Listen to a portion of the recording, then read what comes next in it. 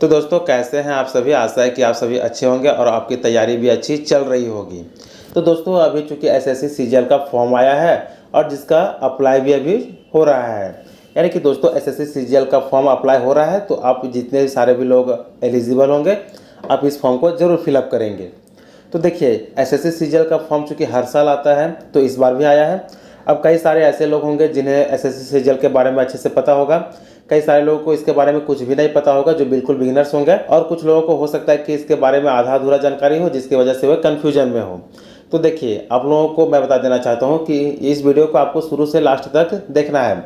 आप चाहे बिगिनर हो या फिर कन्फ्यूजन में हो, आपको कोई दिक्कत नहीं होगा। आप इस वीडियो को देखने के बाद एसएससी सीजीएल के बारे में सारे पॉइंट्स को अच्छे से समझ जाएंगे।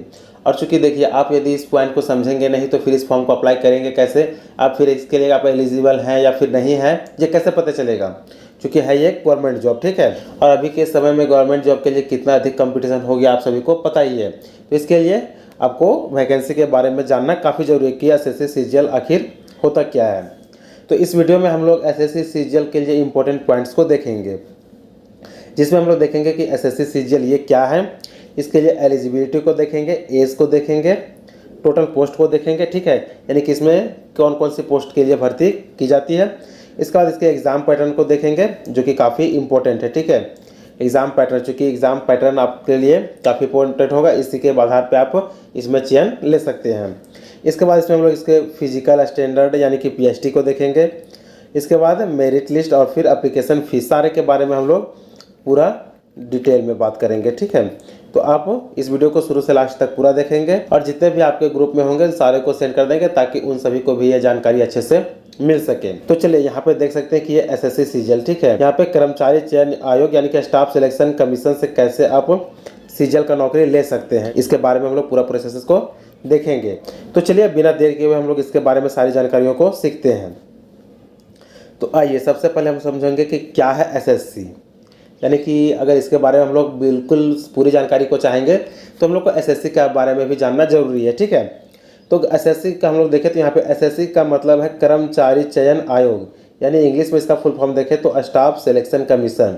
यह भारत सरकार के अधीन एक संगठन है जो केंद्र सरकार के विभागों और मंत्रालयों में विभिन्न पदों के लिए उम्मीदवारों की भर्ती करता है।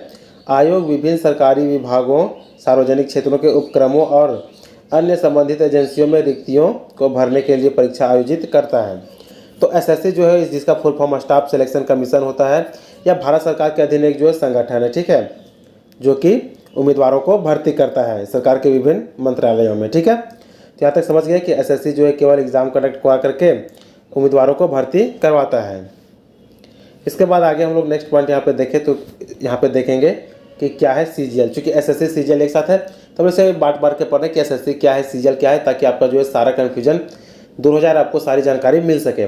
तो सीजीएल के बारे में देखें तो संयुक्त स्नातक स्तरीय यानी कि सीजीएल, ठीक है। इंग्लिश में देखें तो ये होता है कंबाइंड ग्रेजुएट लेवल, उसी को बोलते हैं संयुक्त स्नातक स्तरीय। इसका मतलब है कि यह परीक्षा उन उम्मीदवारों के लिए जिन्होंने किसी मान्यता प्राप्त विश्वविद्यालय से स्नातक की डिग्री प्राप्त की है, ठीक है। स्नातक यानी कि ग्रेजुएशन, जो भी लोग ग्रेजुएशन कंप्लीट कर लिए हैं ये उनके लिए है, ठीक है। वही लोग इस फॉर्म के लिए एलिजिबल होंगे। बाकी इसमें और भी क्राइटेरिया उससे हम लोग आगे देखेंगे। तो फिलहाल यहाँ तक आपको एसएससी और सीजीएल के बारे में जानकारी मिल गई होगी। इसके बाद चलिए आगे हम लोग फिर यहाँ पे देखते हैं। तो यहाँ पे देखेंगे कि एसएससी सीजीएल, अब टोटल दोनों के देखेंगे कि एसएससी सीजीएल क्या होता है। तो एसएससी सीजीएल, ठीक है, का मतलब है कर्मचारी चयन आयोग यानी कि स्टाफ सिलेक्शन कमीशन द्वारा आयोजित संयुक्त स्नातक स्तरीय परीक्षा यानी कि कंबाइंड ग्रेजुएट लेवल एग्जामिनेशन।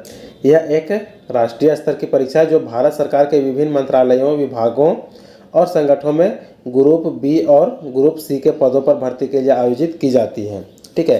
यानी कि एसएससी थ्रू जो है सीजीएल का एग्ज़ाम होता है और इसके तहत जो है आपको सरकारी नौकरी मिलता है, ठीक है। तो यहाँ तक एसएससी सीजीएल के बारे में भी देख लिया। अब इसके लिए हम लोग इसके लिए जो भी क्राइटेरिया उससे समझेंगे, ठीक है। यहाँ तक तो हम लोग बेसिक पॉइंट को समझ लिए।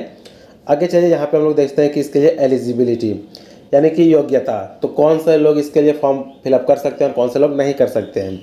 तो देखिए सबसे पहले हम देखेंगे कि essential educational qualification as on 1/8/2025, यानी कि 1 अगस्त 2025 तक आपका जो एजुकेशन इसमें जो मांगा गया वो पूरा हो जाना चाहिए, ठीक है, यही इसमें बोला है।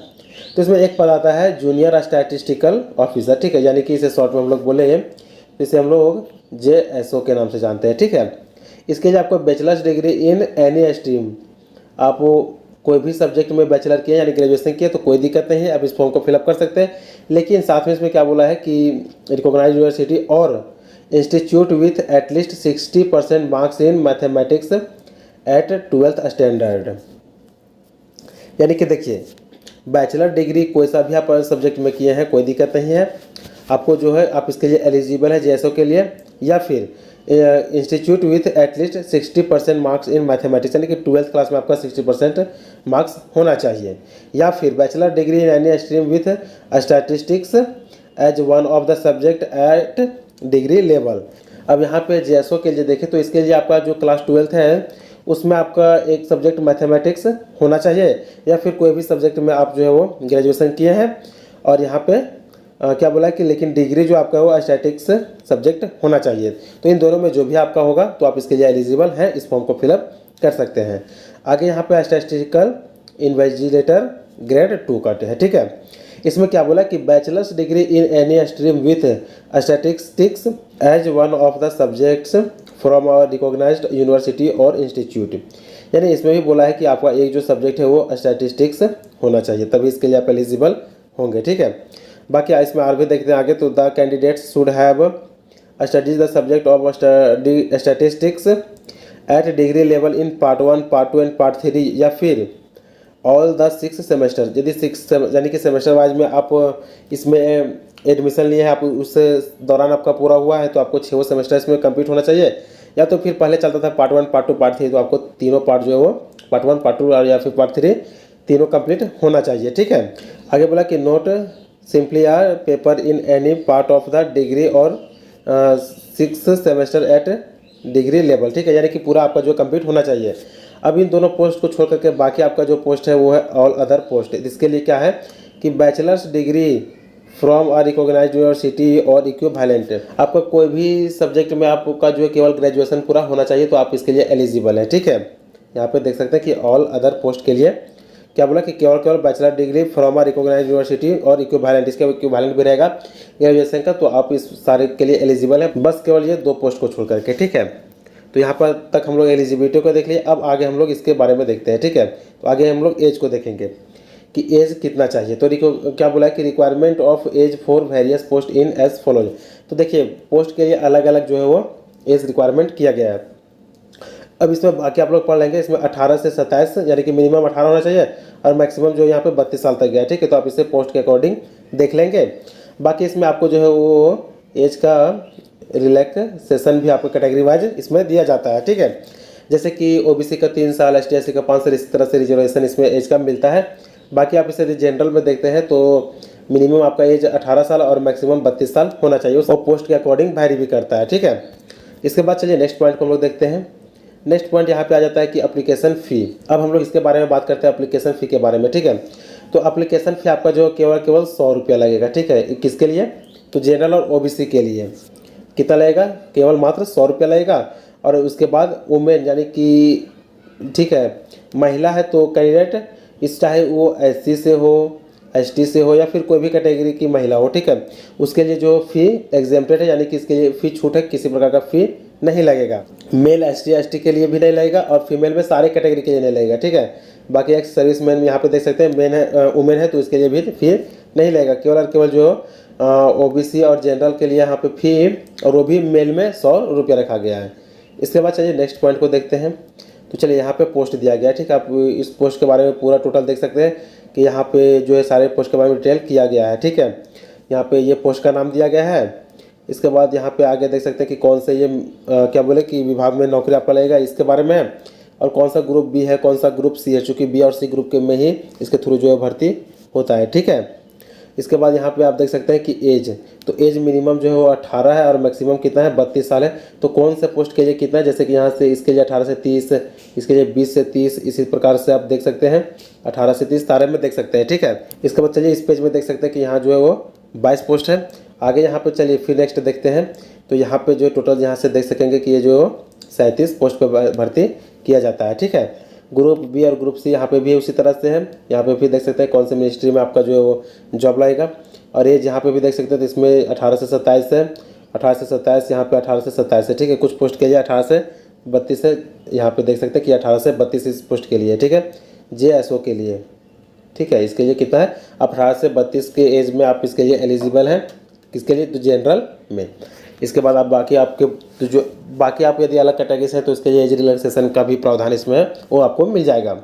इसके बाद नेक्स्ट पॉइंट यहाँ पे देखेंगे तो चलिए मेन इंपॉर्टेंट पॉइंट आता है एग्जाम पैटर्न, कि एग्जाम में प्रश्न किस प्रकार से पूछेगा। ठीक है, तो सबसे पहले यहाँ पे देखेंगे कि आपका एग्जाम जो कंप्यूटर बेस्ड एग्जाम होगा, यानी कि कंप्यूटर पे एग्जाम होगा। ठीक है, जो कि 2 टीयर में होगा, यानी कि टीयर 1 और टीयर 2। ठीक है, तो दोनों का जो है वो आगे हम लोग देखते हैं। तो यहाँ पे क्या है कि scheme of tier 1 examination, tier 1 में कैसा होगा, टीयर 2 का कैसा होगा, सारे हम लोग डिटेल से समझेंगे। तो टीयर 1 में आप देख सकते हैं कि जो कौन सा पेपर, यहाँ पे 4 सब्जेक्ट पूछेगा, जनरल इंटेलिजेंस एंड रीजनिंग, दूसरा है जनरल अवेयरनेस, तीसरा क्वांटिटेटिव एप्टीट्यूड, और डी है इंग्लिश कॉम्प्रहेंशन। सारे में देख सकते हैं कि प्रश्न की संख्या जो है 25-25 है और मार्क्स 50-50 का है। ठीक है, यानी कि एक क्वेश्चन जो है वो 2 मार्क्स का है। और इसमें नेगेटिव मार्किंग भी होता है कितना, तो 0.5 का ये नेगेटिव मार्किंग होता है। और समय इसके लिए आपको 1 घंटा का समय दिया जाएगा, और हैंडीकैप्ड लोगों के लिए 1 घंटा 20 मिनट का समय इसमें मिलता है। इसके बाद चलिए नेक्स्ट आगे हम लोग देखते हैं। तो यहाँ पे देख सकते हैं क्या बोला कि scheme for the tier 2 examination के लिए। ठीक है, अब ये काफ़ी इंपॉर्टेंट है, चूँकि टीयर 1 जो है वो सारे के लिए सेम होता है, लेकिन टीयर 2 में कुछ कुछ बदलाव होता है। अब क्या होता है उसे हम लोग देखते हैं।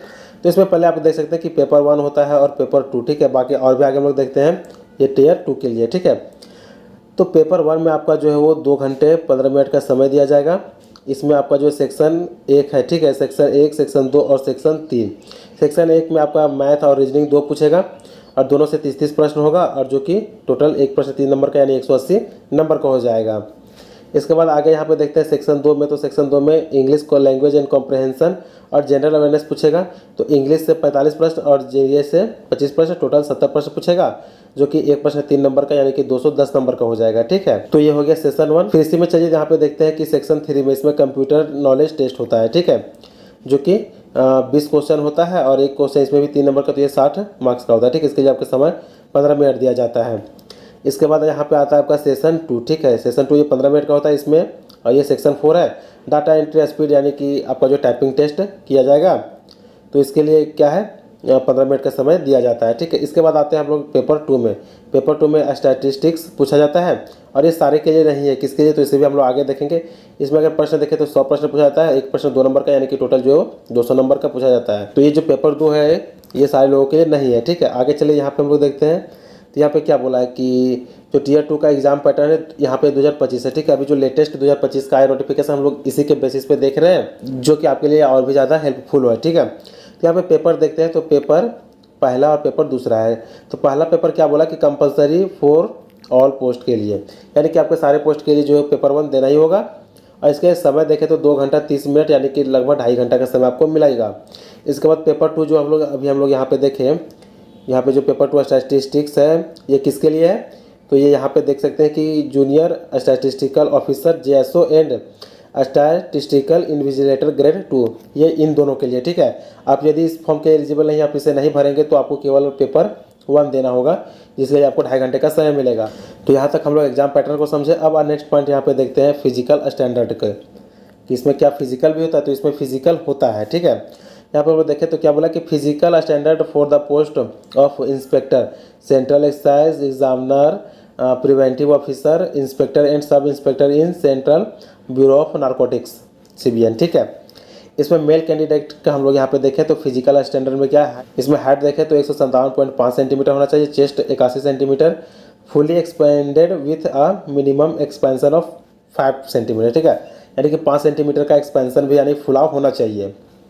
और तो यहाँ पे है 157.5 सेंटीमीटर, और हाइट यहाँ पे देख सकते हैं कि हाइट में भी रिलैक्सेबल है 5 सेंटीमीटर की है। तो इन यहाँ पे देख सकते हैं कि Garhwalis, Assamese, Gorkhas and members of scheduled tribes ST लोगों के लिए। ठीक है, इन लोगों के लिए 5 सेंटीमीटर का जो हाइट में भी छूट है। आगे देखें इसमें फिजिकल टेस्ट में, यहाँ हम लोग फिजिकल स्टैंडर्ड को देखें। फिजिकल टेस्ट में देखें तो वॉकिंग है 16 मीटर का, जो कि 15 मिनट में आपको चलना है। ठीक है, और साइकिलिंग करना है 8 किलोमीटर 30 मिनट, यानी कि आधे घंटे में आपको साइकिल चलाना है। ठीक है, आगे बोला कि cycling is not applicable for the post of sub inspector, यानी कि सब इंस्पेक्टर में साइकिल का कोई टेस्ट ऐसा नहीं होगा। इसके बाद यहाँ तक हम लोग मेल का देखें। अब नेक्स्ट यहाँ पे देखते हैं फीमेल के। ठीक है, तो फीमेल कैंडिडेट के लिए क्या है, फिजिकल स्टैंडर्ड में इनका हाइट 152 सेंटीमीटर होना चाहिए और वेट पूछा जाता है इसमें। ठीक है, इन लोग का क्या बोले चेस्ट मेजर नहीं होता है, फीमेल में वेट लिया जाता है जो कि 48 kg होना चाहिए। और इसमें भी आपका जो हाइट में रिलैक्सेबल है उन्हीं सारे के लिए, इसमें कितना है फीमेल के लिए 2.5 सेंटीमीटर। ठीक है, और वेट 2 kg तक इसमें रिलैक्सेबल मिल रहा है। फिजिकल टेस्ट का देखें तो 1 किलोमीटर 20 मिनट में चलना है और 3 किलोमीटर साइकिल चलाना है 25 मिनट में। ठीक है, इसमें भी है कि सब इंस्पेक्टर इन CBN में साइकिलिंग नहीं करना है।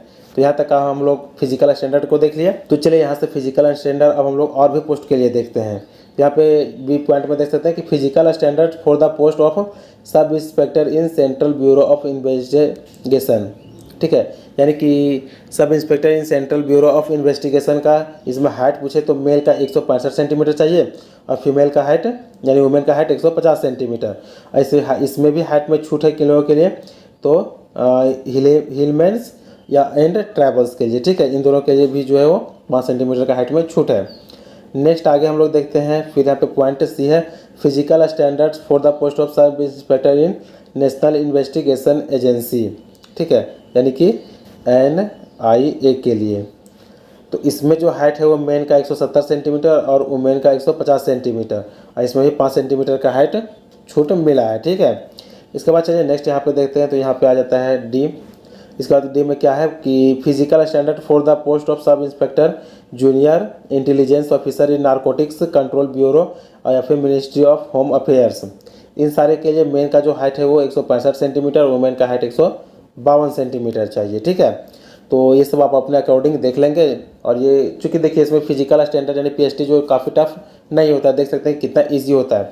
और ये जो जॉब है वो ग्रुप B और ग्रुप C का, यानी कि इसमें आपको सैलरी जो चाहिए आपको सैलरी भी काफ़ी अधिक मिलेगा और वर्कलोड उतना भी अधिक नहीं रहेगा। ठीक है, ज़्यादा लोगों का तो यही सोच होता है कि हमको अधिक से अधिक सैलरी मिले, तो ये आपके लिए बेस्ट ऑप्शन हो सकता है SSC CGL। इसके बाद चलिए और भी पॉइंट्स देखते हैं। तो इसी में देखिए चेस्ट पूछा जाता है। ठीक है, तो चेस्ट जो है 76 सेंटीमीटर अनएक्सपेंडेड यानी कि बिना फुलाए हुए 76 सेंटीमीटर होना चाहिए और 5 सेंटीमीटर एक्सपेंशन है कि 76 5 81। तो यही हम लोग पहले बात किए कि 81 सेंटीमीटर का चेस्ट होना चाहिए, यानी कि बिना फुलाए 76 सेंटीमीटर और फुलाने के बाद जो 81 सेंटीमीटर ये चेस्ट मेजर है इतना होना चाहिए। ठीक है, और ये केवल और केवल जो वो मेल के लिए, फीमेल के लिए ये नहीं होता है। यहाँ पे विज़न देखें हम लोग तो आई साइट आपका जो विथ और without glass I site distant vision 6/6 का होना चाहिए और 6/9 इन अदर आइज़ के लिए। ठीक है, और near vision 0.6 in one eyes and 0.8 in other eye के लिए। तो यहाँ पे देख सकते हैं कि विज़न का भी थोड़ा इसमें रोल रहता है, तो आपको आँख वगैरह भी सही होना चाहिए। बाकी इसमें और कोई ज़्यादा टफ है नहीं। ठीक है, चेस्ट तो इतना मिनिमम हो ही जाएगा। इसके बाद नेक्स्ट पॉइंट देखते हैं। तो यहाँ पे आ जाता है मेरिट लिस्ट। अब देखिए उतना सारा प्रोसेस गुजरने के बाद आपका जो है वो मेरिट लिस्ट आ जाएगा। ठीक है, तो मेरिट लिस्ट फाइनली आपका रिजल्ट बनता है। जब तक आप मेरिट लिस्ट में आपका नाम नहीं रहेगा आप इसके लिए जो है वो चयन नहीं हो पाएंगे, ये आपके लिए फिर जॉब नहीं हो पाएगा। ठीक है, तो हम लोग बात करेंगे कि मेरिट लिस्ट कैसे बनेगा।